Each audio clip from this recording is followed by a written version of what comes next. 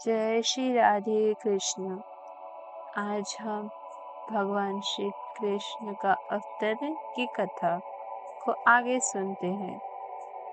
यह शरीर सपनों में देखे जाने वाले शरीरों में से किसी एक के समान है। सोते समय स्वप्न में हम अपनी मानसिक दृष्टि के अनुसार अपने शरीरों की रचना करते रहते हैं। हम स्वर्ण देख चुके हैं और पर्वत भी, अतः स्वप्न में हम इन दोनों विचारों को मिलाकर स्वर्णामित पर्वत देख सकते हैं। कभी कभी सपने में हम अपने शरीर को उड़ता हुआ देखते हैं और उस समय हम अपने वर्तमान शरीर को बिल्कुल भूल जाते हैं। इसी प्रकार यह शरीर बदलते रहते हैं। जब तुम्हें कोई शरीर मिलता है तो तुम विगत शरीर को भूल जाते हो। स्वप्न में हम न जाने कितने नए प्रकार के शरीरों के साथ संपर्क कर सकते हैं, किंतु जागने पर हम उन सब को भूल जाते हैं। ये भौतिक शरीर वास्तव में हमारी मानसिक क्रियाशीलता की रचनाएं हैं, किंतु इस समय हम अपने विगत शरीरों का स्मरण नहीं कर पाते। मन बड़ा चंचल है, कभी यह कुछ स्वीकार करता है और तुरंत उसी वस्तु को अस्वीकार कर देता है।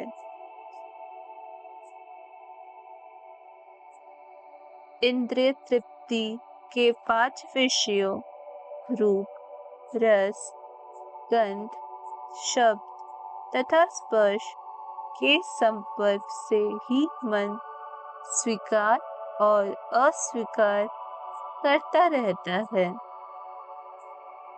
चिंतनशील विधि द्वारा मन इंद्रिय तृप्ति के विषयों के संपर्क में आते हैं और जीव इच्छा अनुसार विशेष प्रकार का शरीर प्राप्त करता है। अतः शरीर भौतिक प्रकृति के नियमों द्वारा प्रदत्त एक उपहार है। जीव शरीर ग्रहण करके अपने शरीर की रचना के अनुसार इस जगत में सुख भोगने या दुख सहने के लिए फिर से आता है। किसी विशेष शरीर के बिना हम विगत जीवन से प्राप्त मानसिक दशा के अनुसार सुख या दुख का अभाव नहीं कर सकते हैं। हमें विशेष प्रकार का जो शरीर मिलता है वह मृत्यु के समय हमारी मानसिक दशा के अनुसार ही मिलता है। सूर्य, चंद्र या नक्षत्र जैसे प्रकाशमान लोकों का प्रतिबिंब जल, तेल या घी जैसे विभिन्न प्रकार के कुंड में पड़ता है। यह प्रतिबिंब पात्र की गति के अनुसार हिलता डुलता है। चंद्रमा का प्रतिबिंब जल पर पड़ता है और जल के हिलने से चंद्रमा भी हिलता प्रतीत होता है, लेकिन वास्तव में चंद्रमा हिलता नहीं। इसी प्रकार मानसिक कल्पना मनोधर्म से जीव विभिन्न प्रकार के शरीर ग्रहण करता है, यद्यपि उसका इन शरीर से कोई संबंध नहीं होता, किंतु माया के प्रभाव से मोहित होने के कारण जीव सोचता है कि उसका संबंध एक विशेष प्रकार के शरीर से है। बद्ध जीवों की यही जीवन शैली है। मान लो कि कोई जीव इस समय मनुष्य शरीर को प्राप्त है। वह सोचता है कि वह किसी मानव समुदाय या किसी विशेष देश या विशिष्ट स्थान से संबंधित है।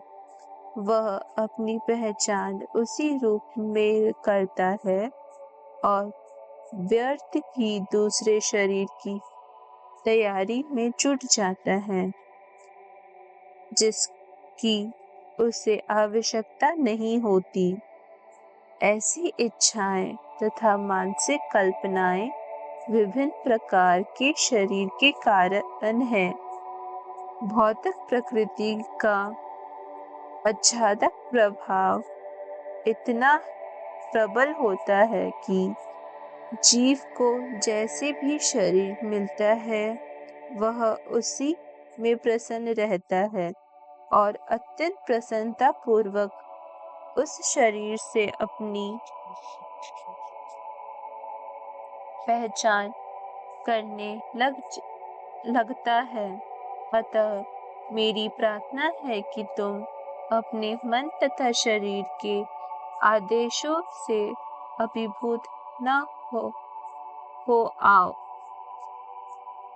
इस तरह वासुदेव ने कंस से प्रार्थना की कि वह अपनी नवविवाहित बहन से द्वेष न करे।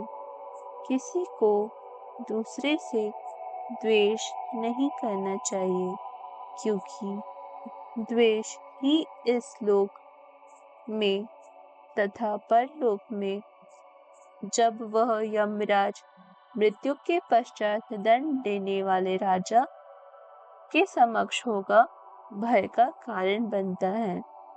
वासुदेव ने देवकी की ओर से कंस से अनुविनय की कि वह उसकी छोटी बहन है। उन्होंने विवाह की शुभ घड़ी का स्मरण कर भी अनुरोध किया। छोटी बहन या भाई की रक्षा अपनी संतान की तरह की जानी चाहिए, वासुदेव ने तर्क दिया। कुल मिलाकर स्थिति अत्यंत गंभीर है कि यदि तुम उसे मारते हो तो इससे तुम्हारे यश की हानि होगी। इस प्रकार वासुदेव ने सदुपदेश द्वारा तथा दार्शनिक तर्क वितर्क द्वारा कंस को शांत करने का प्रयास किया, किंतु वह शांत नहीं हुआ, क्योंकि उसकी संगति असुर से थी। अपनी असुर संगति के कारण राजसी उच्च कुल में जन्म लेकर भी वह असुर बना रहा। असुर कभी भी किसी सदुपदेश की परवाह नहीं करता। वह प्रतिबद्ध चोर की तरह होता है। भले ही कोई कितना ही नैतिक उपदेश क्यों न दे, उस पर कोई प्रभाव नहीं पड़ता।